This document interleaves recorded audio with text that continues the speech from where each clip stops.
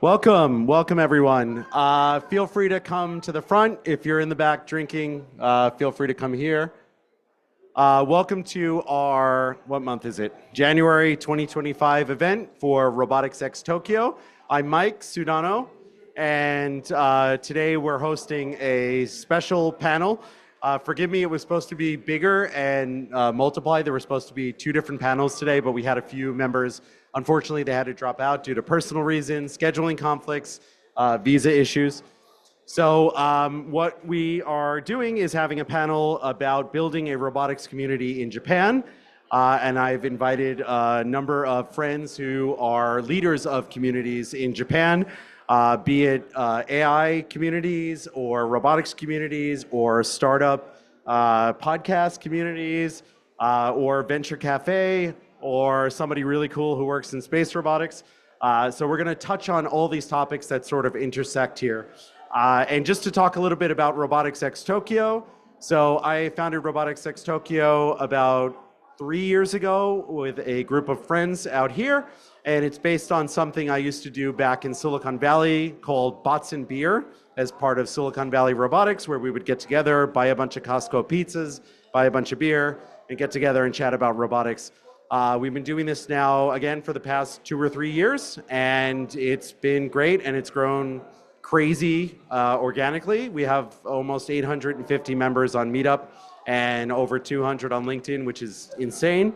So we do events generally once a month on different topics, so Robotics X blank.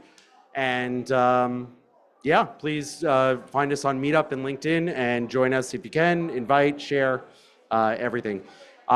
Personally, I'll just give a quick introduction myself. So I work for Woven by Toyota. Being here tonight, I'm not representing Woven by Toyota, but we might touch on some of the things that they're working on, public things here and there. I'm sure you all saw the CES announcement.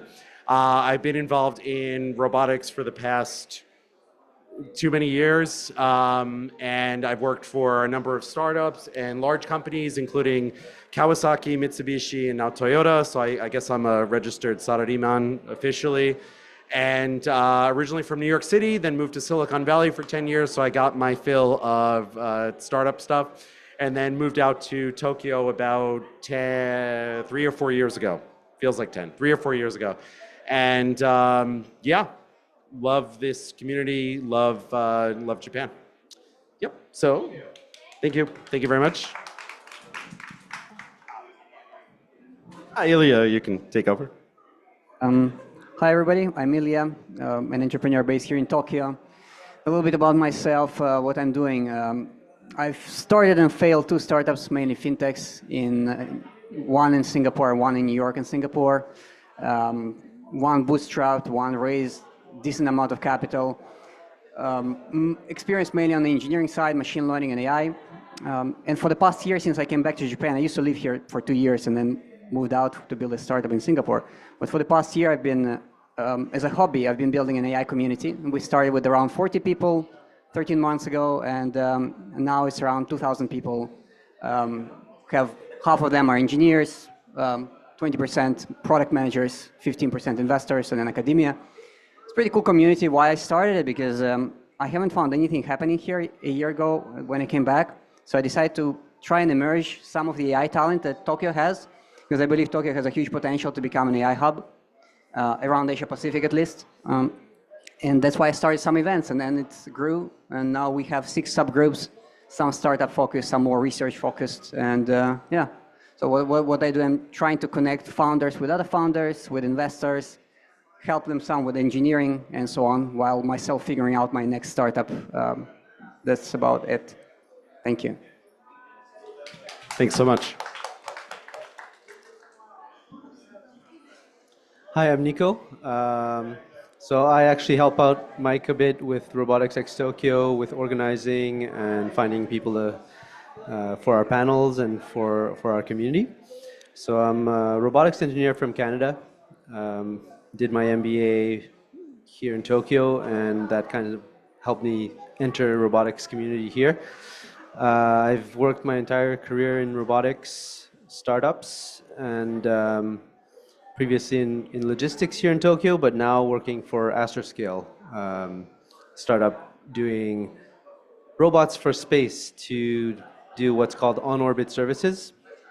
And one of them is deorbiting debris that is basically garbage in orbit, in low Earth orbit, that's polluting the pathways for launching things into space.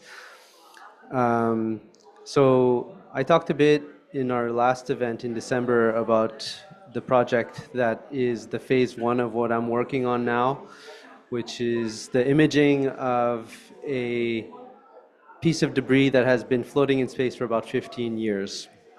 So we're the first company to bring back like this type of imaging and this type of data back from space in an autonomous way. And we also demonstrated this, what's called RPO, rendezvous and proximity operations, in a way that was automated using only the sensors on board. And so the next phase is actually to go up there and capture that debris and bring it down, which is what I'm working on now. We're building the robot for that. And I wanted to share maybe some bit of news that's actually very recent. It's fresh. It's today. The Indian Space Agency, ISRO, spent a pair of satellites up in December 30th actually, so not very long ago. And their mission was to send these two satellites up, separate them, and then autonomously redock them. And they had several attempts, but today, this morning, they were able to actually autonomously dock these two satellites. And that's really, really amazing because only 3 other countries prior to India have developed and were successful in doing this technology. So it's US, Russia, China, and now India have the autonomous docking capability. That's very, very important for space industry and robotics. And well, my industry now, which is on-orbit services. Yeah, so thank you for coming, and I'll pass on the mic to Ryusuke. Yeah. Hi, everybody. My name is Ryusuke. I'm the executive director of Venture Cafe Tokyo. And actually, I'm one of the founding members of CIC Venture Cafe in Japan. Both are the largest innovation hub and the largest innovation community within this country. And speaking about a little bit of my background, I got basically 3 identities. The one is entrepreneur. I started my career as an entrepreneur in a tech company in a Japanese corporation. And then I founded 2 other nonprofit organizations. So like, you know, I consider myself entrepreneur. And then educator is other aspect of myself. I teach entrepreneurship in a business school. Actually, I have taught entrepreneurship in two different business schools in the past, and even now. So that's educator is another aspect of my background. And then the last, but not least, like the third background aspect of my background is actually that I'm the supporter of every kind of entrepreneurs. For Venture Cafe, actually many those like innovators, entrepreneurs come around. Some of them are actually wanting to start startups, and some of them are just wanting to start non-profit or things like that. But like regardless what they do, I'm always like try to support everybody. So yeah, I hope like I can contribute to this panel session and then maybe to activities of each of you. So yeah, thank you. Looking forward to it. Yeah. Thank you so much. So what we're going to do, how we're going to work this is Kawari-san is going to be our moderator, and she's going to take us through a few topics that we're going to chat on with various experiences. And then after that, we're going to do a little bit of audience Q&A and maybe touch on some other news points and things like that. And then we'll wrap up for more networking. So Kawari, take it away. Thank you. Can I introduce myself a little bit? Oh, yeah, Family? sorry. Don't worry. Of course. Yeah. Okay. Hello, guys. Thank you for coming. So, why Japan has tons of robotics companies, and also AI companies, but why there are no unicorn or decacorn companies in Japan? This question comes from my friends in Silicon Valley. I was asked by many people, why? That's why last year Christmas Eve, I was just only myself cooked. Oh, I should collaborate with Mike. And then I take it to Mike in Christmas evening. And then he replied, okay, let's do it. Collaborate. That's why we could start this event. Anyway, thank you so much. My name is Kaori Ray, a founder of podcast to interview founders and also people who support the startup ecosystem. If you are a visionary founder or who are looking for ideation, or who want to be an investor or want to join accelerator, you are in the right place. Thank you so much for coming. Anyway, let's get started. 行きましょう。Okay? Thank you. Yes. Okay, the first question. So, here, there are 4 amazing community builders, community managers. Most popular community people in Tokyo, actually, right? Robotics, AI salon, and same robotics and space. And also, Venture Cafe Tokyo has 7 years history, right? Amazing. It's difficult. We could start community easily, but same as startup, it's not short sprint. We have to do marathon, right? And then you guys do every month events. It's amazing. So, okay, first question. What is the current stage and opinion of venture and venture startups? Oh, yes. Yeah, venture and startup within Tokyo. Yeah, and especially robotics and AI. Tell us about your opinion. So I came here about 3 or 4 years ago, and even then, as recent as then, I felt like the startup community sort of had a bad rap within Japan, because generally you were expected to become a sarari person, and work for a large company and work many hours and stay there for many years. And as many of you know, in Silicon Valley, generally you work for a company for 2 or 3 years. You find some place that maybe has a better salary and benefits. You get fed up with where you're working, and then you're kind of expected to leave and move on to greener pastures. And this happens every couple of years. But in Japan, I never got the feeling that that was the same way. Initially, you would just be a worker there for life. And that has definitely changed. Either it's changed out from under me, or I've just come to realize by finding communities like this, like Venture Cafe Tokyo, that there really is a robust and respected venture community. So that's my opinion, that now it is, looked highly upon. So when we started our Venture Cafe activity back in 2018, so it's 7-year history that we have. But it was very interesting experience, particularly on the first night. So we are essentially bringing this American innovation culture as we were born in North America, right? Venture Cafe. And then the first night we hosted this kind of a social gathering, but the landscape that we observed was completely different from now. People just wearing black suits just showed up. They just kind of started exchanging business cards to each other, and then no networking or no fruitful conversation happened.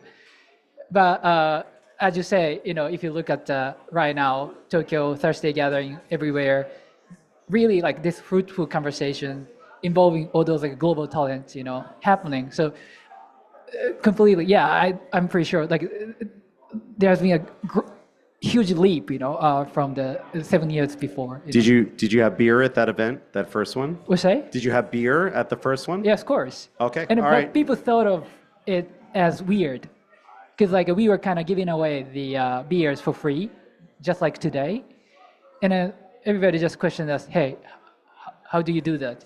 Why do you do that? So Where are you getting your beer money? yeah, exactly. People felt a little bit suspicious about venture cafe, you know. But Yeah, so I guess, I've been here now 7 years, so I guess I arrived when you guys were just starting Venture Cafe. Um, and being on the other end, being on the working side of startups, having my whole career in startups, um, and most of it here in Japan, actually, it's interesting. You talk about being a salaryman. Some of these startups actually expect you to be a salaryman. They're a startup in the sense that they're venture driven, they've got innovative new technology, but the way they were working was still very, eh, for lack of better words, Japanese. And so they weren't getting that like Silicon Valley kind of feel or that North American or European startup feel. It had its own flavor here. Um, and the first two startups I worked at, they both, in a sense, failed. Not necessarily failed, but they ran out of funding, right? So one of the challenges for sure is finding the right fit for whatever it is you're providing as AI or a robotics company. And I think that's one of the big challenges for any startup. Um, and yeah, and when you look at some of my past work, we always come up on Telexistence, which right now is looking like, they could be one of the next unicorns for Japan. They're doing very interesting things, and the main thing that I would say about robotic startups in terms of reputation in Japan is this work culture. So how do we shift into this mindset where we're building a community, not just this community, but your workplace is also part of that community. And even now, as we speak, we don't see companies engaging in our community, right? We're seeing individuals from companies, but not the company itself engaging and saying, hey, we want to be part of Robotics X Tokyo. We want to be part of Tokyo AI. So I think that's one of the big challenges for our community here is how do we get the companies engaged, not just individuals? That actually resonates a lot because I'm looking to partner with one or two larger companies, traditional companies now. And for example, if I talk to Ilya and I say, hey, let's do an event. Okay. You're like, yeah, we'll do something. But these other companies, I message them and then I get a very formal message back. And then it goes to them and they say, well, we're considering it. We need to talk to the proper people and determine this. So there's definitely that chain of command and a little bit more overhead bureaucracy, for lack of a better term. And maybe even some paperwork. And maybe some paper. Yes, there is paperwork that I've had to do. Yes. You didn't make me do paperwork. Thank you. Yeah, there is a lot on this point about corporate partners. First, I'll start from how I see the ecosystem here, the startup and venture and so on. I first came to Japan, moved here in 2020, and since then, it's always been just on the rise, right? I haven't experienced before, and I know a lot of people burnt out of being 15 years in Japan trying to build here, because, well, it's still hard, right? But if you look at this in the past 4 years, there's more funding, there are more people. So I've always seen as a positive trend where this ecosystem is going. Obviously, there are still lots of difficulties, like finding the talent. There's a shortage of 50% of machine learning talent, for instance. For every 2 positions, you can only find 1 person, right? At the same time, it's very hard to attract this talent because salaries are still low, even though increasing. Equity valuation is still low. How do you attract early engineers? If there is not enough capital, how do you promise them that equity? Like the one example, Palantir, when they were a smaller company out of San Francisco, they were paying up below market, right? But there was this dream that you can make some more on the equity side, but you also can build something cool. Here, very hard apart, some companies in the AI space, robotics and space.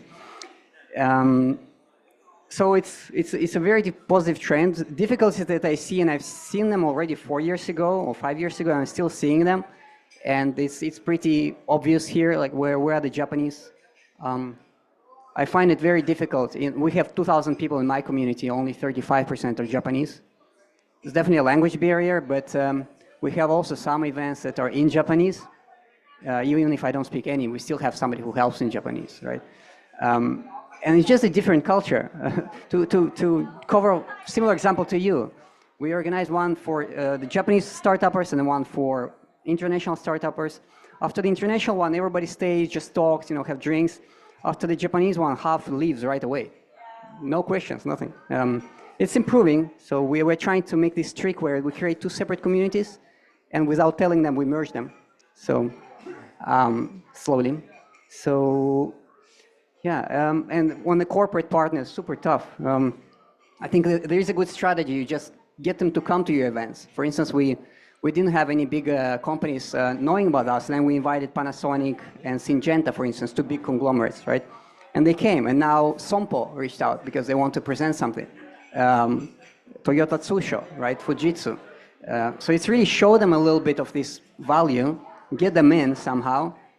And it just took a year, so but still possible. Right? So you're saying that peer pressure works, like almost like FOMO for companies, where if you show that there's an established, the risk is less. So Japan, traditional Japanese companies, very risk averse. If you show that the risk is less by other companies are doing it, the dominoes may fall. Right, right, and it requires some tricks, right? Once you organize an event at JETRO and somehow you're sponsored by JETRO, right? It gives you a lot of credibility and so on and so forth. Then initially these are tricks and then they come. So it's like this, I don't like the term, it's a fake it till you make it kind of strategy. Yeah. Thank you so much. Interesting. So, okay, as a community manager, are you looking for like sponsor to help your organization currently? So yes, kind of passively, not actively. Our community, especially compared to Ilya's, I feel like is still growing.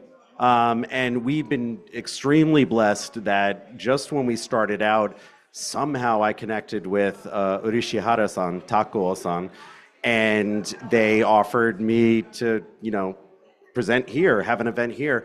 So we've been like absolutely blessed to be able to do events here and not really need the funding, because we've sort of been able to merge with Thursday Gathering. So we've had an automatic venue, automatic audience, automatic audio-visual stuff, and refreshments.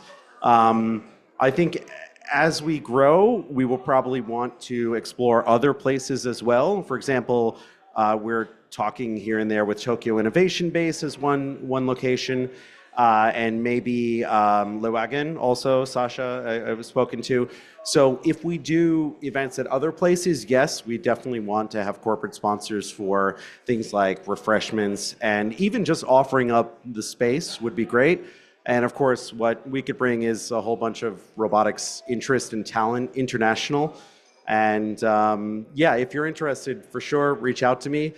It's not something that we're actively after, especially because I am so busy and there's only a few of us managing it.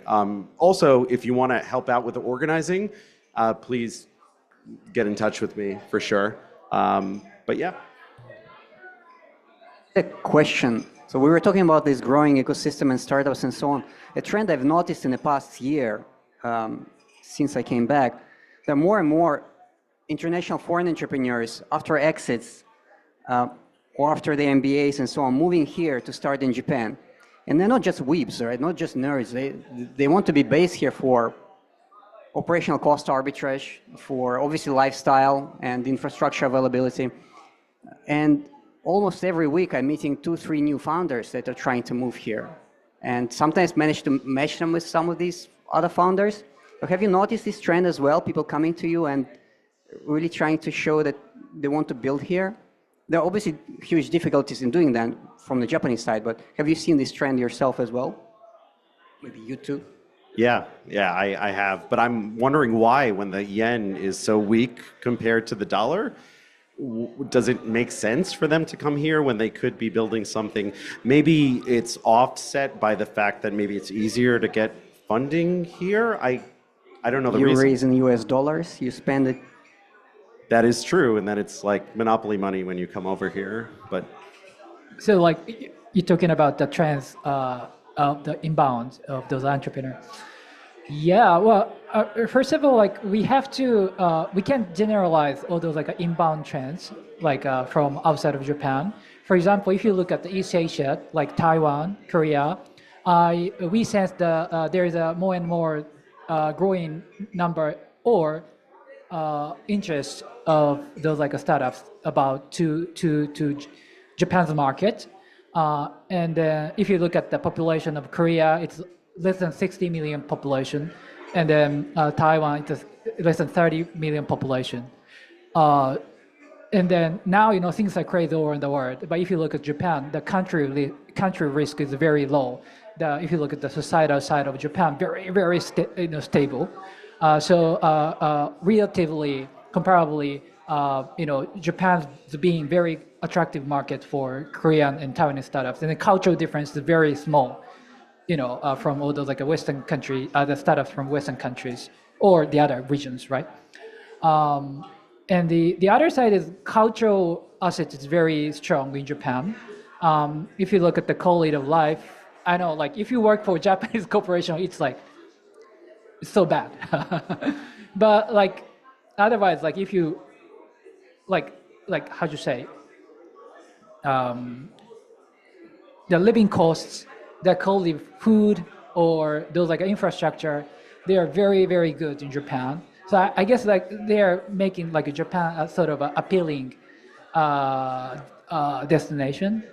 And then one more thing that I can mention is maybe cultural asset that Japan has. For example, anime or those like subculture stuff is actually making also Japan is very attractive.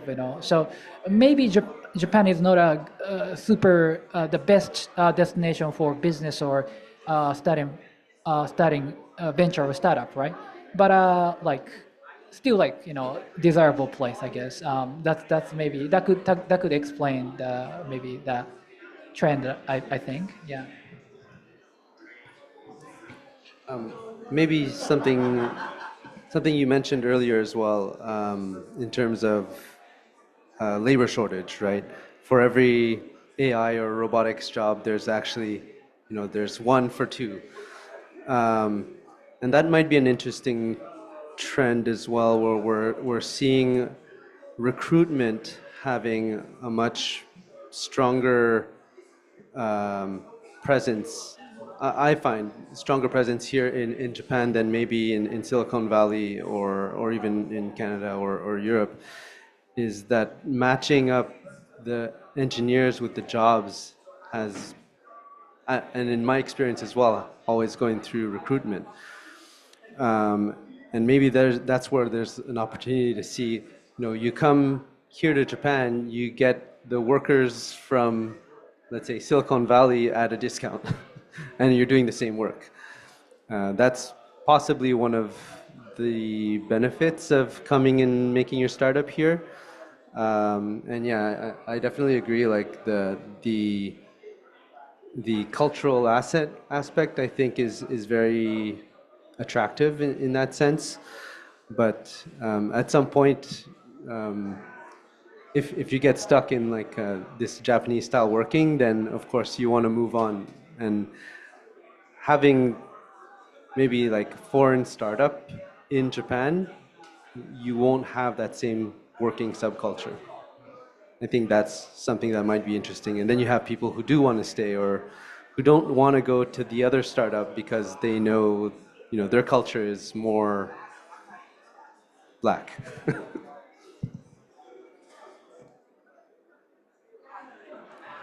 But like, can I share the yes, please do. yeah, like some introduction.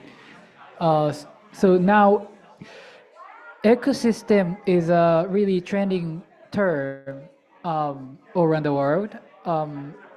And then I just wanted to share some document that I created because almost every week we accept a delegation of startups or students, from all around the world, and then I have an opportunity to present about the current status of Tokyo's ecosystem. So I just wanted to share some fundamental information around the startup ecosystem of Japan.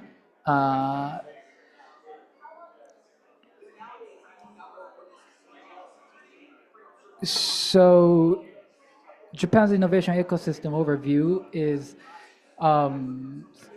something like this. So fortunately, every year, organization called Startup Genome, they publish the ranking of these like a startup ecosystem, and then Tokyo is ranked actually 10th last year, 2024. And then, so like meaning Tokyo is performing pretty well. Then like tier one, tier two cities like Silicon Valley, New York, London, Tel Aviv, LA, Boston. These guys are always the same, but tier three cities are like somewhat kind of ups and downs, changing, fluctuating. But in general, Asian cities are following all those like 6 cities on top, in the tier one and tier two, and then followed by those like European cities. So this is a sort of a current situation, status, what's happening, or the ranking of ecosystem all around the world. And Tokyo is pretty doing great. And then if you take a more close look about the performance of Tokyo, so basically the methodology that the startup genome created is based on these like 5 categories: performance, funding, talent, and experience, and market research knowledge, right? So these are the more like how to say the detailed information or explanation about those like categories, right? And then basically talent and experience, market reach, and knowledge are the measurement about the very fundamental business capability. As you can see, Japan's got now the 3rd largest GDP. Of course, Japan's got a very strong foundation for business. So Tokyo's got a very strong score for those 3 categories. But actually, Tokyo is lagging behind in the category of performance and funding. And these categories are actually indicators for the actual startup ecosystem performance. So meaning Tokyo's been still in very immature stage compared to these like cities like Silicon Valley, Boston, or New York, or London. So with that, so I just wanted to share this like a very fundamental information, and then like in association with robotics or AI, actually Japan government, Tokyo's government wanting to kind of really improve this situation, and particularly deep tech, AI, including robotics, are the focal point of to emphasize.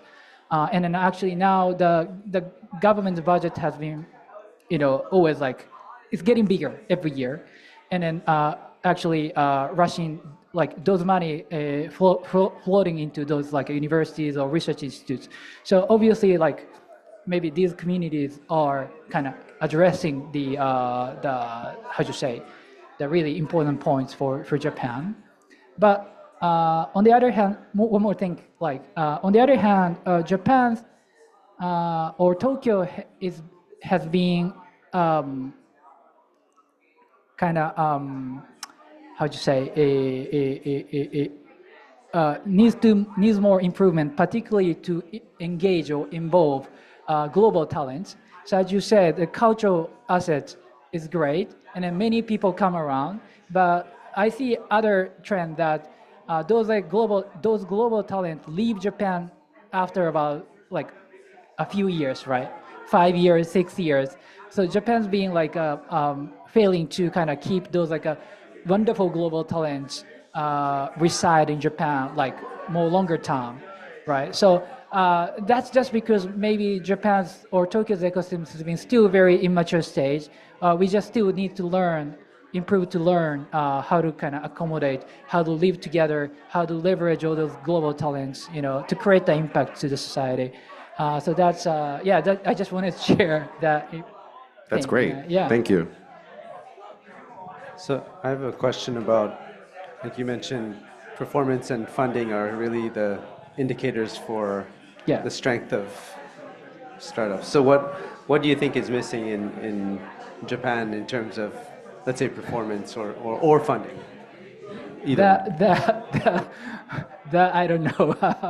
Yes, that's like the fundamental question. Right. Well, we want to know. Right? Okay. I know a little bit about it.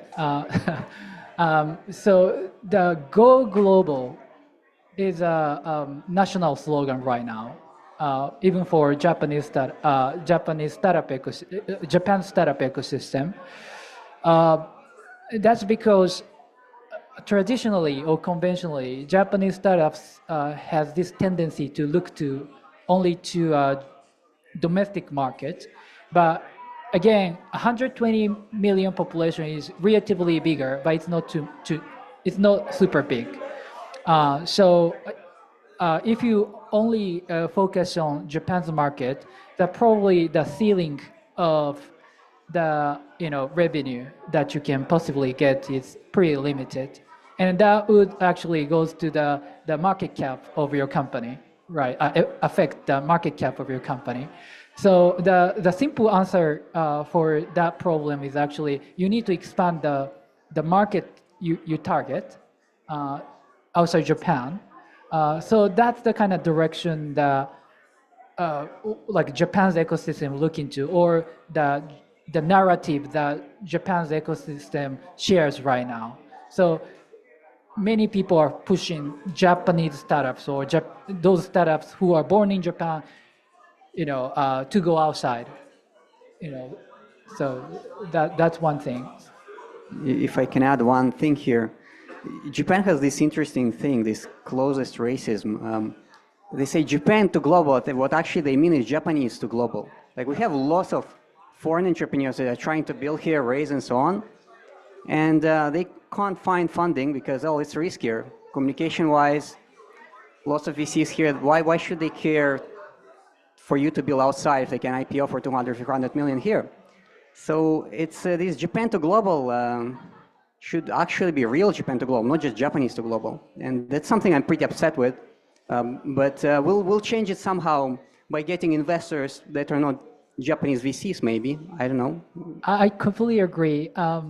So diversity, people talk about diversity around, but I interpret diversity in a different way, maybe from the other people does. Meaning, for example, if you look at the Silicon Valley, it's actually, I know, if you're familiar with Dragon Ball, there is a thing called the Tenkaichi Butokai, So Silicon Valley is something like a Tenkaichi Butokai, best and brightest talents, they come around to Silicon Valley. And then they try to embrace diversity. Just that's because they want those bright, best and brightest talents to perform, the best, right? So diversity is very important. They need to kind of create the environment that, that can accommodate all those global talents to perform well. And then you're right, Japan's hasn't been unable to create, or even they don't realize that thing, they think diversity is important because the other countries say diversity is important, things like that. That's the kind of understanding about the situation. And so I guess what you just said is a very important part. After all, ecosystem consists of each individual, regardless where they are from. So we need to actually, if you want to really create a more productive and a more fruitful ecosystem, you have to create an environment where all those, each individual, again, regardless where they're from, perform pretty well, feel comfortable, foster sort of attachment to the ecosystem, you know. So yeah, so let's do that together. Yeah, yeah. No, just some example. Like nobody in the Japanese ecosystem knows that Notion founders were building out of Kyoto, or you know, Payday founder is not Japanese either. Nobody is really inviting him to any of these events. Another interesting thing: one founder out of SF exited for 2 billion in biotech companies, building now an AI in anime for the past 4 years. Half team is here, half a team is in San Francisco, completely outside of the community as well, ridiculously. But it's improving, yeah. So I'm seeing, thanks to the work of like you specifically for the past 7-8 years, it's been bringing more attention, and hopefully we can do even more. I'm always trying to get more Japanese into the ecosystem to really collaborate all together. So I think within the next 10 years we'll manage, maybe slightly earlier, but I'm patient.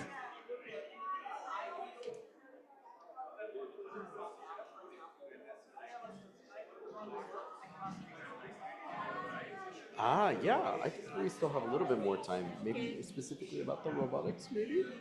Okay, or like each organization. Oh, yeah, sure. Okay, last question. Tell us about your like community's milestone in 2025. Do you have some news or a special event, or what do you want to challenge? So I would like to continue to third or fourth, something like that. Yeah, thank you. I would like to continue to help to overcome some of the barriers that Ilya spoke about. This sort of social exclusion, I'll call it, for a little bit nicer term, but where there's sort of a there are many things about Japan where it's just easy to live and exist. It's safe, it's clean, but there are many things for foreigners specifically where it's very grating. There's a lot of social conformity. There's a lot of kukio yomu, so reading the air, that foreigners are generally not expected to follow, but if they don't, then they're part of the out group. There's in group and out group, and this extends to things like funding. This extends to things like social situations and whatnot. So I want to bring in more diversity to Japan, technically, and further than that, rather than just bringing it in and trying to force it through, I want to sort of somehow, with help from other communities, prove to Japan culturally and socioeconomically that diversity is a good thing, and people aren't necessarily just because they weren't born here doesn't mean they're sort of any more suspicious or less capable of being funded, or less capable of like integrating with the culture, essentially. Because I know personally I've gone through ups and downs living in Japan, of 1 week being like super fed up with things and just like, oh, what is this? Yeah, I just went, and I'm from New York. I'm an Italian guy from New York City. So I'm like, I have that, streak inside of me of contrarian, of just like, I'm walking here. And then I go, the other way of just like, no, it's a really nice place. It's really good. But I want more diversity in the tech world and in the society as a whole, so if I can help sort of bring that in, and all kinds of diversity, generally when we, not to get, completely off on a tangent, but generally when Japan Inc. talks about diversity, they just think gender diversity. That's it. Just, male and female. but there's so much more diversity. There's so much more to the word diversity, in terms of ability, national origin, religion, everything. So if we can help to grow that community and make a good impact, and then also have those sort of corporate sponsors come in and feel like they're welcome there as well, and make those sort of person-to-person connections, that would be, I wouldn't say that's a milestone, that's more of an aspiration. Milestone would be hold an event per month and don't have a nervous breakdown with all the other stressors I have. So, yeah. Thank you. Yeah, the first objective, not to burn down and just close the whole thing, because sometimes it's really upsetting. You stay up until 4 a.m. doing all this stuff, and then you get not help. I mean, we don't really need much help, but some people take it a little bit in the wrong way, I think, all this community building. And they don't actually see the potential of Japan as an emergent tech ecosystem, so they don't like people are trying to make a hub here, because it does make sense. But main objective for me this year for the community is, there are three. One is to start Tokyo AI. Tokyo AI is a name community. I'm not very creative, so a boring name. Tokyo AI Angel Syndicate. We have really interesting founders dropping by, and I would like to get that opportunity to invest in them very early. And luckily, I see some of them here as well. Second, to start a Tokyo AI Hacker House. So once a month, we'll meet for a whole day to hack together, do some research, talk about, some papers, do some projects, maybe, get some hackathons as well. And then third one, get a little bit of progress towards discussions of building an AI hub, like an AI campus, because I've talked to Tatemono, Heiwa, I know Tokyo and so on, Mitsubishi Estate. They all have a certain understanding of how do you build a certain hub, a certain community, and I think they're all wrong. So my objective is to find a physical space where all of these 2,000, 4,000 people, hopefully, by the end of the year, will be able to drop by once in a while to really be based there and create this serendipity that I think is really emerging here. So that's my objective for the Tokyo AI community. Not AI Salon, Tokyo AI, right? Tokyo.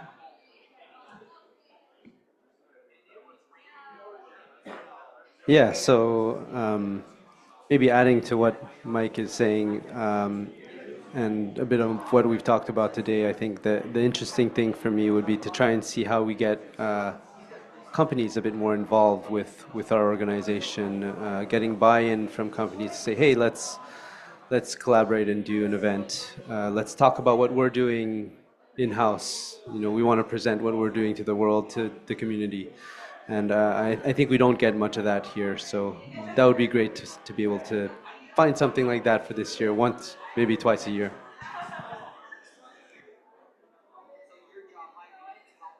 Right. Venture Cafe Tokyo would like to contribute to the, to globalizing more and more Tokyo ecosystem, more and more. And then there are actually many things planned for this year, but the things that highlights the Q1 is something called the global gathering. Sorry, I'm gonna be a little bit kind of hard selling, but yeah, please save the calendar. On February 27th, we are going to do a big global innovation community conference together with these engine men and people. I should say people. So the idea is so. I didn't introduce Venture Cafe properly, but now we operate in 16 countries all around the world. So really, the idea is to put together all those a Venture Cafe global network in Tokyo, meaning we're gonna invite all those staff of Venture Cafe each location, and also the entrepreneurs, speakers, innovators from all those locations as well. So anyway, it's a big global innovation community conference. We got 4 pillars to do this. First pillar is something called Pitch to Tokyo. It's a big pitch competition. We already completed the regional round in each location. We selected the entrepreneur from each location, and then we're gonna do the final round on February 27th. And also we're gonna have 2 tracks for panel sessions, like a keynote speeches or things like that. We actually collaborate with these people as well. Yeah, and we'll be. No, I mean from the diversity perspective. I just thought like I shouldn't say gentleman. Well, we'll also have mass robotics from Cambridge Right, yeah, mass coming robotics, over. yeah. So we'll be doing sort of a bigger robotics event as well. Yeah, and then most probably, if I can disclose, we're gonna have a guest from England as well. There's an organization called ARIA, which is equivalent to DAPA, So most probably, and then Taiwanese Taiwanese government associated organization is now planning to create a big delegation for the event. So like there will be many things involved for this gathering. And then Fabian here would do like a startup career event as well. So anyway, many things will happen globally and locally. We anticipate about 1,000 participants will join us. So yeah, if you have any availability, yeah, please join us. It should be very fun anyway. And we of course serve beers. That's very important. So yeah, thanks. Yeah. So if you want, we can do a Q&A. I wanted to, Ray, while we still have like 5 minutes before we do the Q&A, I wanted to ask something. You forgot one thing. So yes, our objectives we explained, but what's Kaori's objective for her community? Of course, I keep forgetting. Kaori now has what is your objective for a this? YouTube channel with 15,000. Thank you so much. Okay, so as Ryusuke mentioned, so in terms of encouraging and improving startup ecosystem in Japan, we had better to accept like diversity, right? Yeah, I totally agree. Because of mostly Japanese people, including me, we have perfection. That's why it's difficult to accept. Just do it, like agile method. So, that's why I really love to talk with such incredible like founders, community builders. Anyway, so the reason why I started to my podcast, AI Founders Mindset, it's YouTube. We published over 120 episodes, and then subscribers are 17,000 人, 17K, thanks free. Anyway, so my milestone in this year is so getting successful secret from successful founders, or I want to get like what can I say, secret from investors. How did you choose this company? How did you get funds from this, like Andreessen Horowitz, like that? And then collecting data, and then we can share it so that, we can improve together, right? That's why it's my mission, and then I want to accelerate. And then you'll write a book, right? Yeah. You'll get the book deal. Yeah, my hobby is journaling. So last week, I attended a Thursday gathering. And then, I couldn't stop speakers talk. Yeah, it was so fun. Thank you so much for, Yeah, so we can do a Q&A now, and since this is, generally under the guise of a robotics meetup, we would love, technical questions, and we also mentioned a little bit about talking about the intersection of hardware, software, AI, robotics in the US and in Japan. So specifically, if you have questions about that, that's more than welcome. Do we have another microphone by any chance that we can hand out to the audience by any chance? Okay, yes. Okay, so if that's okay. So does anybody have any questions for any of us on anything? Yes. Thank you, Kaori-san. Thank you very much. Yeah, so I have a question. I'm a control engineer from robotics, AI background, and everything. I was wondering about the startup ecosystem and everything. Do you see cases happening that big OEMs, because Japan is known for great manufacturing, great machines all across. I don't know, in my industry, construction, robotics, well, Komatsu is there, Tadano is there. These are amazing global industries, but they are slow or they have a lot of bureaucracy, but they are sitting at a position that they can be like Tesla. They can vertically scale and get the software and everything. So the question is, do you see these OEMs investing in startups or sort of have some acquisitions, acquire those startups? So, because one way is sort of go to the, I don't know, do an IPO and gets a lot of money, become a unicorn, but the other way is to, well, get bought. So do you see that happening in the current ecosystem, or, yeah? Yeah, you. so if it's okay, I have, Well, maybe I could talk to some of the, yeah. one comment on it is that yeah, it is happening. Yeah. It happens a bit quietly here. It's not as extravagant M&A as you would see in other countries. I'm not sure why that is. Maybe it's the funding aspect of the ecosystem. But I don't know. What do you see? Can I share some numbers? I agree with Nicholas. It's happening, but very slightly. And I just wanted to share some numbers that highlight the current situation. Well, the numbers are actually coming from a little bit outdated. Maybe it might be outdated, but these are the numbers from 2019. So it's about 6 years ago. So things are a little bit improving, but I understand like overall the situation is not that much different from the past. So, but again, these are the numbers from 2019 about exits that was made by like startups in the United States and in Japan. As you can see, the like exits was realized in Japan, mostly like through IPO, but US it's the opposite. Like most of the exits was made by M&A. So this is the situation, and then the reason why I don't know that can be ascribed to this like a lifetime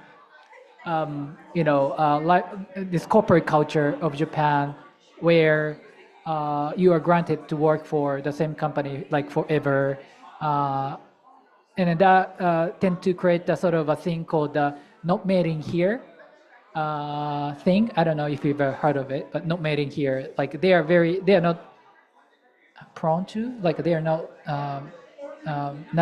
they are not accustomed to like accepting something outside, outside a company. So maybe that can be culture problem. But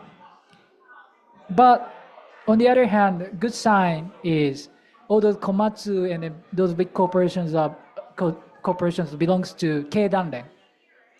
And then Japan can be said one of the most successful social the communist countries, So the government and all those public companies are aligned very together through an organization called Keidanren. So there's a structure. The government here, and there are like those public companies, including Komatsu. So in order to coordinate the government and all those like, private companies, there is a single organization called Keidanren. And then these guys are very important. And Keidanren recently said they're gonna really take it seriously, boosting up the startup ecosystem or helping out the startup ecosystems. So things are again changing, moving slowly. And in fact, 2024, the number of M&A has been increasing. So yeah, so I hope that will help. So finger crossed. There should be the future should be bright. Yeah. So actually, I didn't know this side of it. So from my experience, I've noticed I've noticed some larger companies doing pilot programs, for example, maybe Komatsu or other construction companies, maybe partnering with startups to do these pilot programs, but I don't know if they've necessarily gone ahead with merging. But what I have noticed is, for example, speaking from Toyota or even Kawasaki or Honda Research Institute, these companies sort of forming their own research institutes with talent from overseas, and again, doing everything sort of in-house, but with this international spin on it, to kind of make themselves more modern, attractive, I guess. But it's interesting that the data is there, that it has been happening. So, cool. One thing I'd be interested to see, I don't know if you have a slide for that, but like, yeah, maybe not. So, of course, there's these M&As and these IPOs happening, but I'm sure Japan's valuations tend to be lower than those happening in the US. There's a slide for that. But again, so that can be ascribed to the immaturity of Japan's ecosystem. First, if you want to create a company with a higher market cap, you need somebody who can manage the company in the right direction. So we should have more and more business professionals, who can run actually businesses. So for example, if now, again, as I said, the Japanese government is really pushing universities or all those research institutes to create the startups. Particularly, they are pushing all those like researchers or engineers or, all those people. But they are technical people, and usually they don't have much knowledge about the management side. So and then most of those startups founded by those like researchers, engineers, they face the difficulties in management side. So so that's one thing. And the second thing is again is already I mentioned is about the globalization. Again, if you want to create a more impactful startup with a higher market cap, the first of all, you know, uh, you need you need to create a startup with more revenue. The reason because like reason, reason okay, I'm screwing up, but if you wanna, so basically market cap is calculated two things based on two things. First thing is like ROE, so like how ROA or ROE, like it's like the productivity of revenue creation, and then the second is actually the expectation for the future growth. So these two indicators or two factors are theoretically creating deciding the market cap of a company. So meaning like you have to have a future growth. It doesn't have to be very clear, but you have to say, hey, we're gonna look, we're gonna try to sell these products in this like a market of about this amount, this amount, right? And then so yeah, those are the things. I guess like sorry, like I'm screwing up. No, thank yeah, you. Yeah, I hope I'm. Did we answer I've your made question? sense. Okay, all right. Short addition there. I'm seeing more CVCs investing from OEM side into startups, but also some of them are creating joint ventures. Like Komatsu, for instance, created one called EarthBrain with Sony Semiconductor and so on. So that seems interesting. But otherwise, in Japan, CVCs are pretty strong. And Toyota Gozei, for instance, also one OEM on a certain automotive side, they're investing actively. So to answer the question of the guy that's now distracted, not paying attention anymore. There is a good trend in that, right? Yeah. Awesome. We got one more up there. I can go do it. No, you sure? Thank you. Thanks.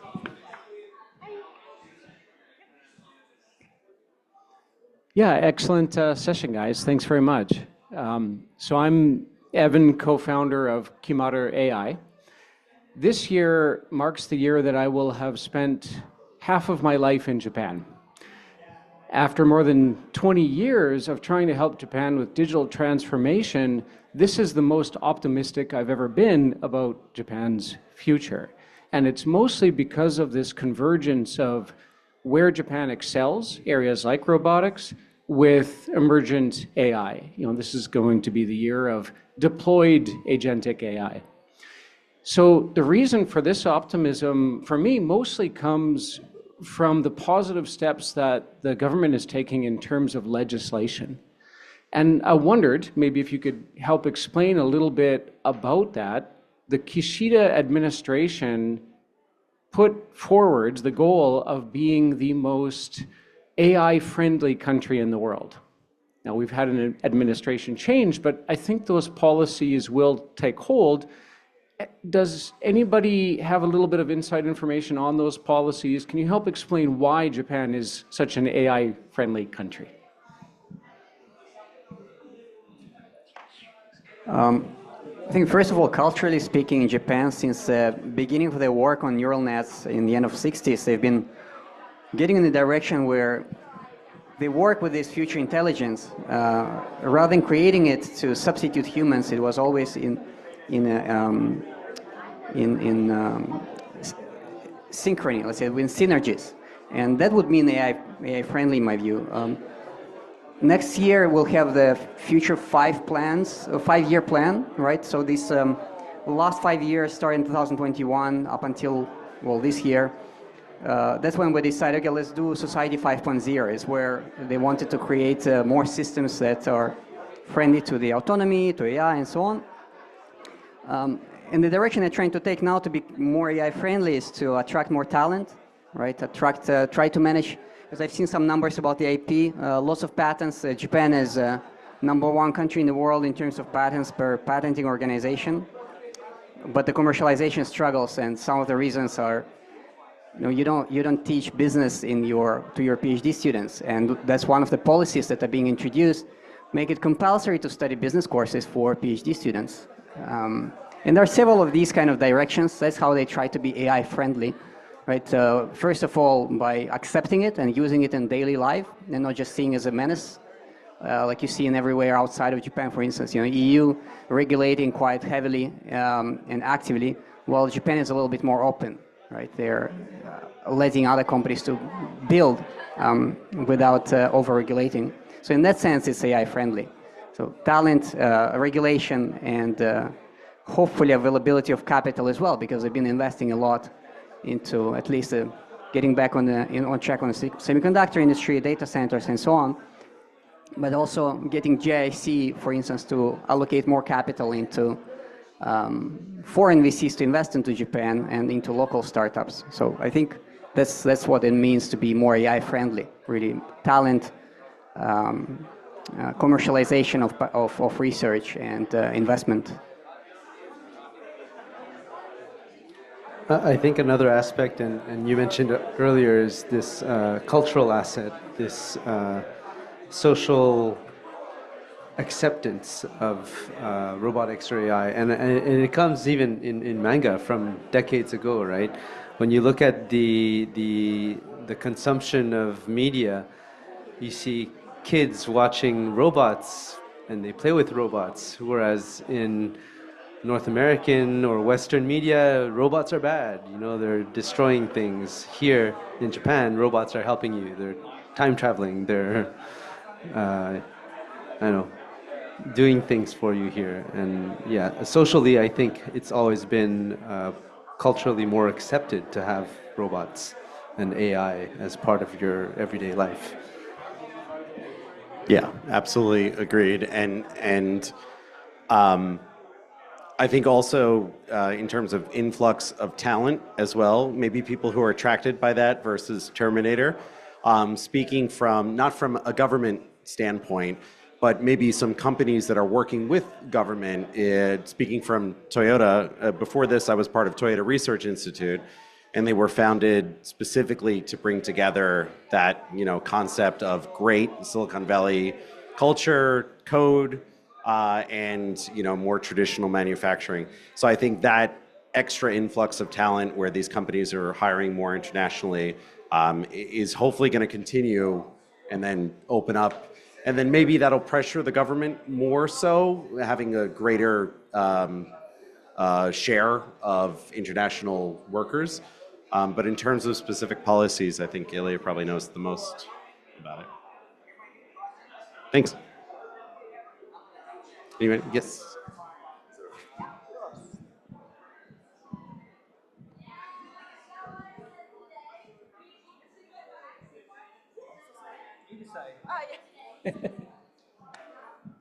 Okay, hi, I'm Nalin.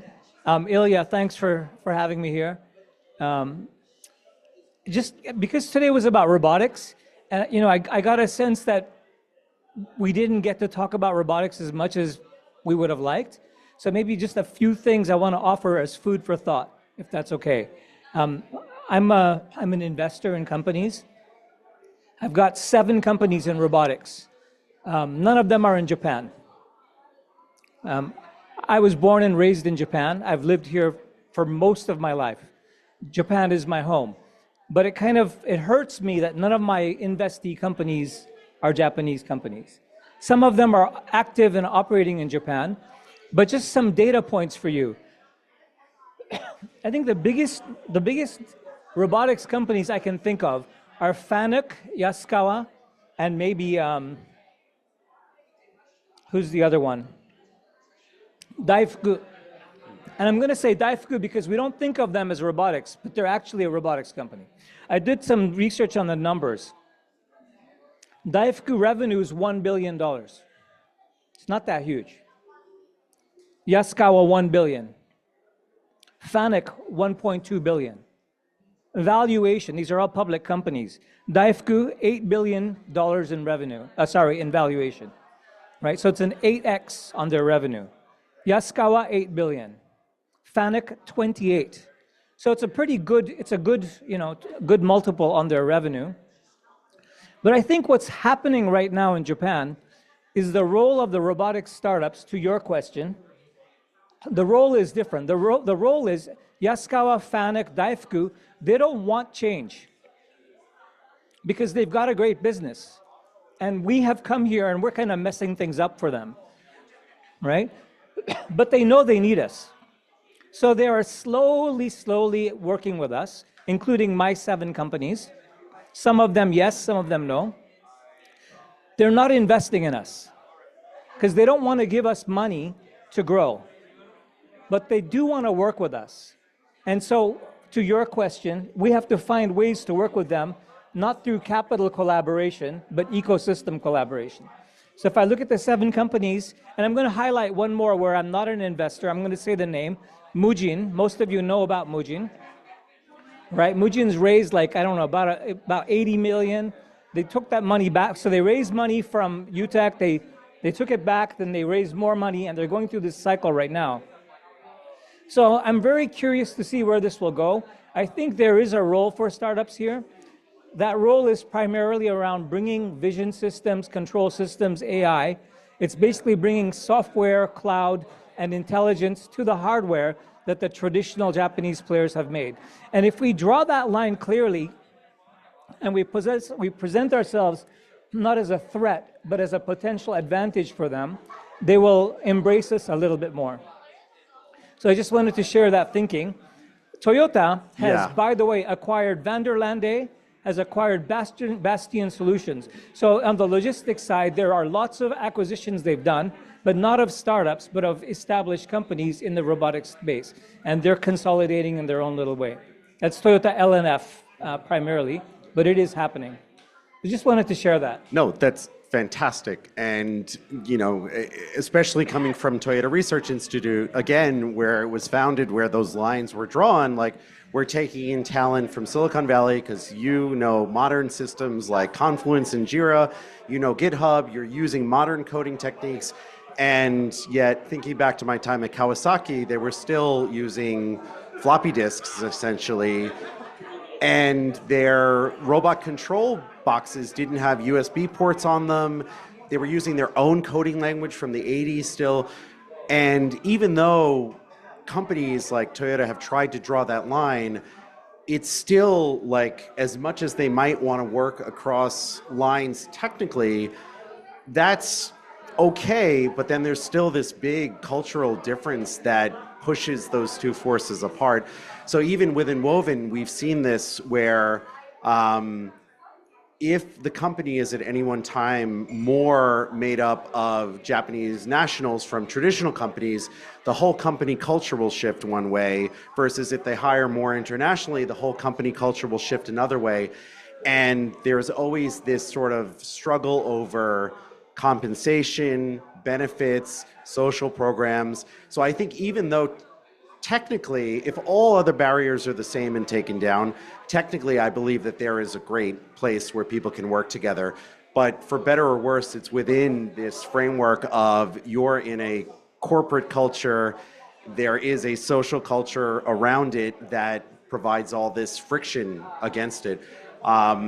But technically, I think you're absolutely right, and it's been tried. Yeah, like I've been a part of a few of these, and I want to see more robotics companies embrace both of those things better. But yes. Yes. Sure. This is just sharing some good news. But of those 7 companies, I put money in them 2, 3, 4 years ago, maybe 5 in some of them.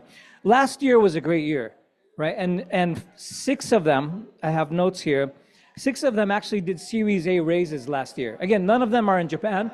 One of them is very active in Japan, in fact, has Japanese investors.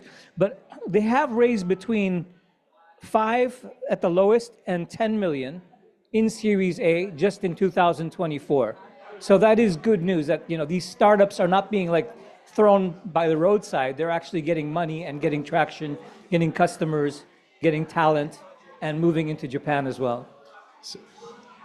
That's great news then, Nalin. It means that soon you'll have enough liquidity to invest in more Japanese startups on the robotics side. And we have several that are here. Like one example, yesterday we had a pitch from Integral AI. It's 2 ex-Google guys from San Francisco. One of them moved here. And they have clients like Denso and so on. No investors from Japan, but clients, yeah, definitely. So it's a good point that they're ready to work with you.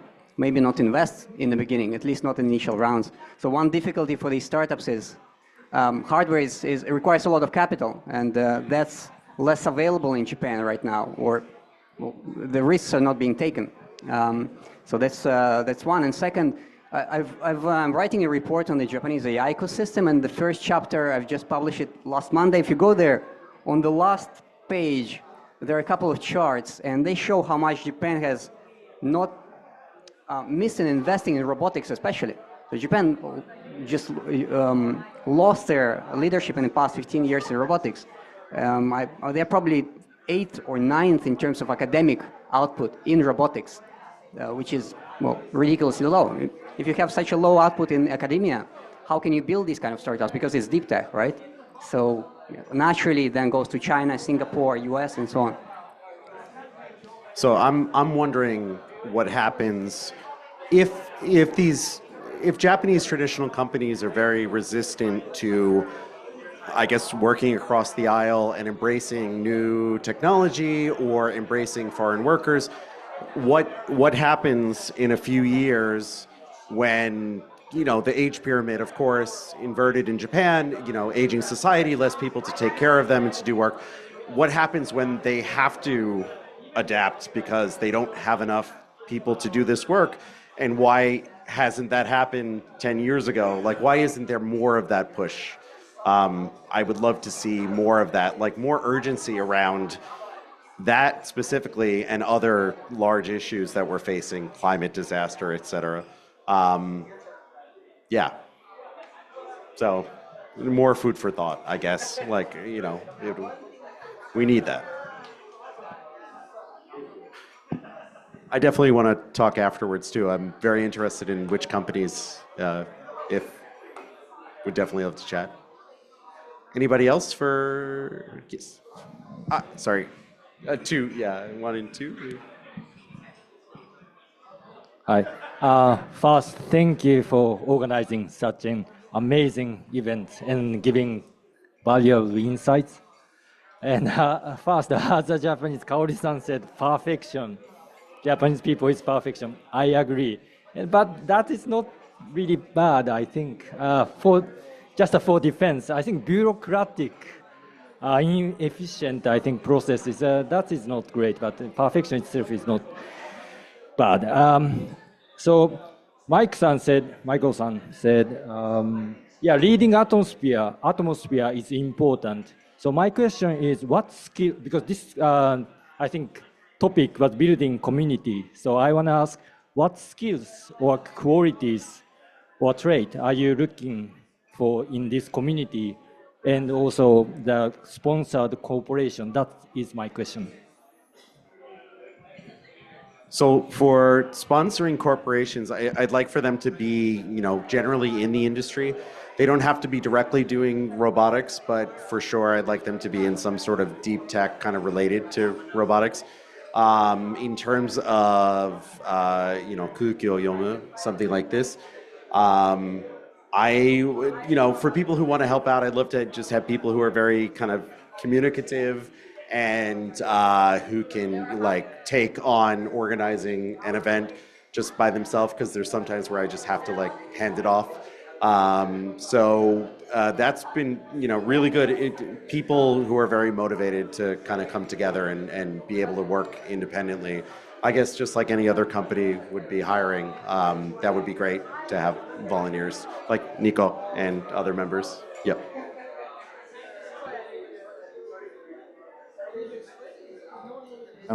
In my community, well, in terms of sponsors, whoever has the money, that would be great. In terms of participants, I tend to be very difficult when vetting the community because I care about the quality to form, so to create this really strong core from where to expand, because once you have a strong core, other people want to join. Like sometimes some events I see that somebody doesn't fit, I don't get them in. So if it's particularly advanced topic in reinforcement learning, and you are a backend engineer that does DevOps maybe you don't really fit in that particular crowd. But once the strong core is formed, once people see the quality, I think it becomes a little bit easier. So what I look for is for people to join if they can actually both contribute but also take something from this, and not just randomly join for some drinks or to know somebody.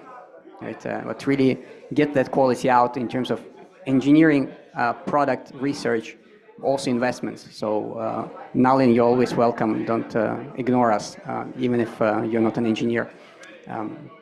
Hope that answers your question. Nice. I think we're actually running up against time. Is that okay? We'll move on to the last question. Okay. That's good. No, it's fine. Thank you. Thank you very much. I know you guys are running out of time, so I'll try to keep it fast. Thanks for a very interesting talk. It was really fascinating, actually, to hear you talk about how you would try and support the robotics industry and try and incorporate a bigger network and more communication between companies, foreign and Japanese. Especially for like a hypothetical founder such as myself, I found it to be quite optimistic, but I love that because we're engineers and we're always optimistic, I would say. So my question is this, I just want to ask, where would you say you've got to in terms of your goal, your overall goal of trying to incorporate this kind of a community among the existing robotics industry in Japan?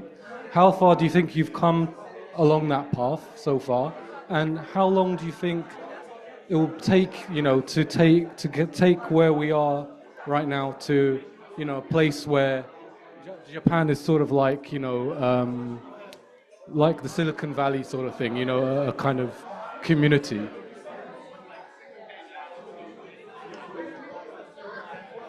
So since he mentioned robotics, I'll jump in first. So it's already way beyond what I thought it would be. Like I was okay with gathering like 20 people and just hanging out and talking about robotics here and there to build community. So it's way beyond where I'd imagine. In terms of where I'd like to take it, it's very TBD. So corporate sponsors would be great. Maybe officially like trademarking a logo and the name and things like that. T-shirts, and then using it to actually build community and do something like positive.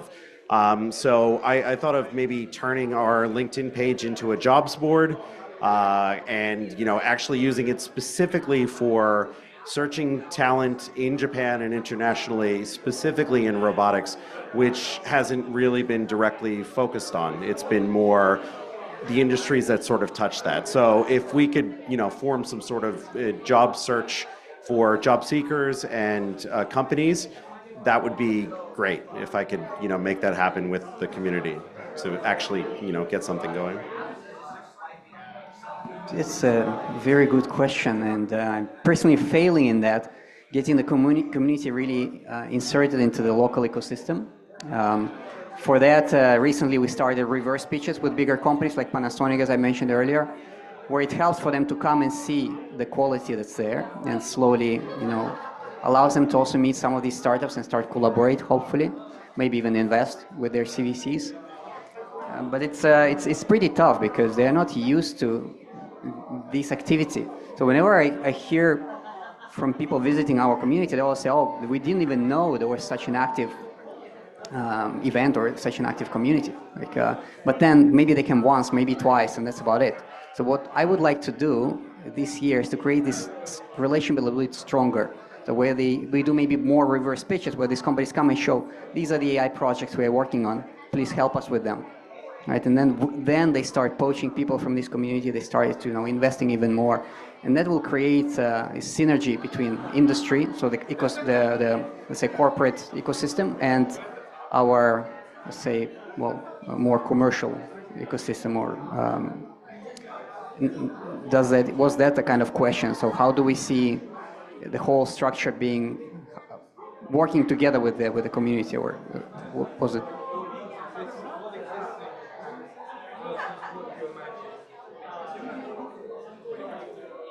Right, it doesn't exist, so that's a problem, right?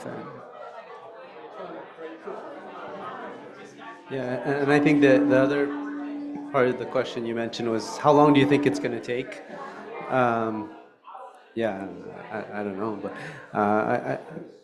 Ilya, you touched on it a bit earlier, I think, is that we need to reach this critical mass in terms of the core of the culture of our ecosystem.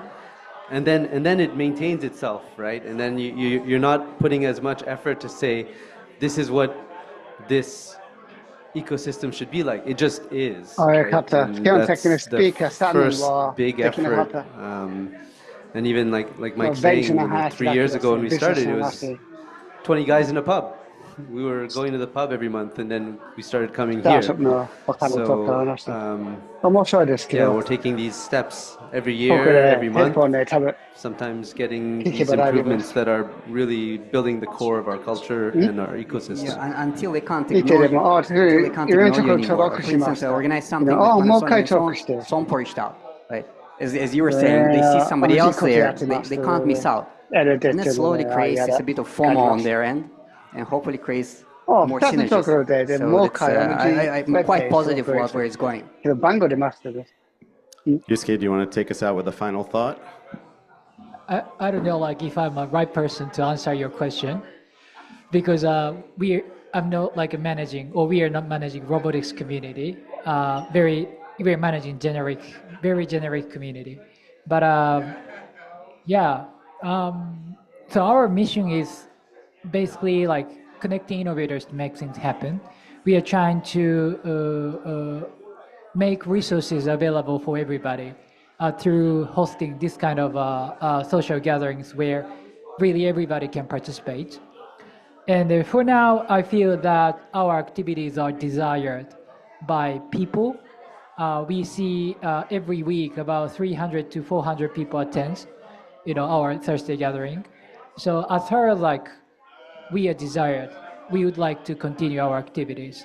And in order to continue our activities, I always trying to find a right spot where we can create a value for like all of you, and also for sponsors who basically does give us money. Actually, to run the Tokyo only, so we now run in 7 locations in Japan, but only run Tokyo we need a 1億円, a million, 1億円, not anymore, 600K USD or something like that. It's a lot of money. So yeah. So like, yeah, I'll try to go as far as we can go, But, and then like, this is a community where to create with everybody. This is a community to be created by everybody, So please participate. If you have a great idea, please join us. The stage is yours. So yeah. Awesome. Thank you very much. I want to thank our moderator, Kaori-san. I want to thank Ilya, Nico, Ryusuke. Thank you. And thank you to everyone at Venture Cafe Tokyo for having us. So just as a reminder, after this, we'll network and hang out and chat for about 30 more minutes, and then they will close down the venue at 9 o'clock, and they'll kick everybody out. And just keep in mind that next month, February 27th, we'll be joining the global gathering, and we'll be doing more robotic stuff, more international stuff, definitely more technical, more robotic stuff like that, especially because we'll be partnering with Mass Robotics. So please stay tuned for that. Feel free to chat. I'll be around for a little bit longer, not too much longer. I have to go home. I'm going to turn into a pumpkin. Definitely look us up on Meetup and LinkedIn. And thank you for coming, everyone who may have been watching online. Have a great night. Thank you. See ya.